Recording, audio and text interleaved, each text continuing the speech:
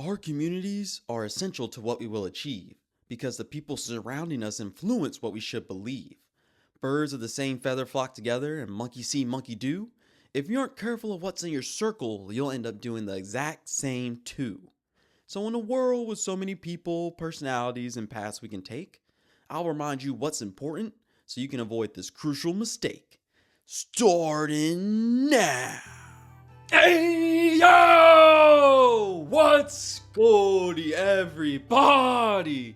Today's topic, the importance of community.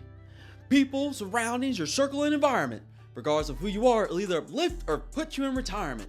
So in a society where we as people must interact with another, today's focus is how to be aware of who we call our sisters and brothers. So now that we're live, let's dive!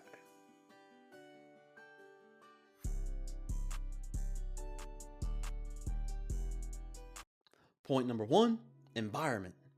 An important part of community is environment, and for the most part, you have control. So since our community is so impactful, we must be aware of who and what can affect our soul. So first is the media. This can affect us either the least or the most. And although we can control it with one touch, we usually choose the option where negativity is engrossed. Envy versus congratulate and gossip versus growth. While both options are available, we're tempted towards what we should oppose.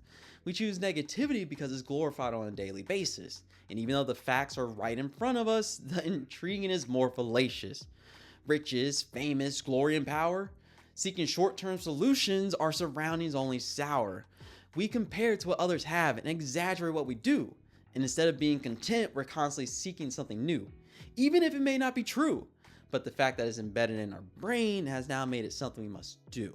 So second is friends. They're within physical reach. So since they're so close, they can even impact our speech. Friends can either uplift or degrade or amplify or muffle you. So it's imperative that you're aware of what the friends in your circle do. If they're constantly disgruntled, disrespectful, or get in trouble every day, then you yourself will eventually be walking the same way. But on the other hand, if they're always lively, respectful, and extremely polite, then you yourself will eventually be a shining glimmer of light. If it walks like a duck and quacks like a duck, then it's probably a duck. There's a reason that statement reigns supreme and is never about luck. Most successful people are surrounded by supportive friends because when jealousy is non-existent, only growth will extend. Great friends focus on what matters instead of trying to put down each other. After all, we're designed to succeed in our own lanes of life, not take a shortcut through another's. And in those moments in which we might be led astray, one group will join in while the other pulls you out the way.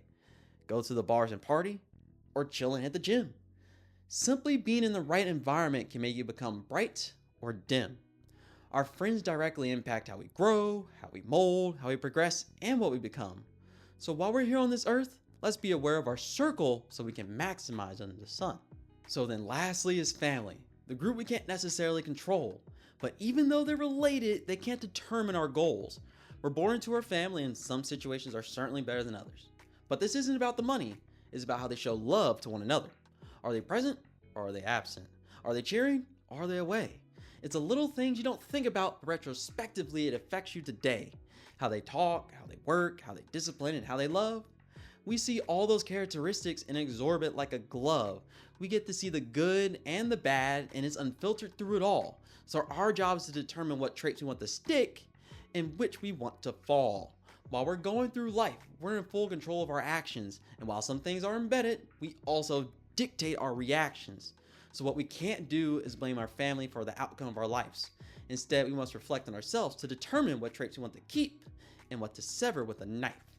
So now that we've gone over the various environments of community, next I'll go over how they can impact the moods of both you and me. Point number two, mood. Although our communities vary, they will all affect our emotions because we're constantly seeing one thing will eventually flow in the same motion. When everything's going great, everybody's at ease. But when things start going sideways, many will be displeased. Here we know something's canceled or something doesn't go our way. Instead of focusing on the positive or moving forward, pessimistic people have their feelings on display, complaining, throwing tantrums, or having a bad attitude. Initially, we're annoyed, but slowly but surely, we've turned into one of them too. Annoyingly, we become negative, just like our friends. And instead of seeing any situation through, we'll react like this is the end. By becoming pessimistic, we're limiting our capacity. So we need to be aware to ensure we avoid this travesty.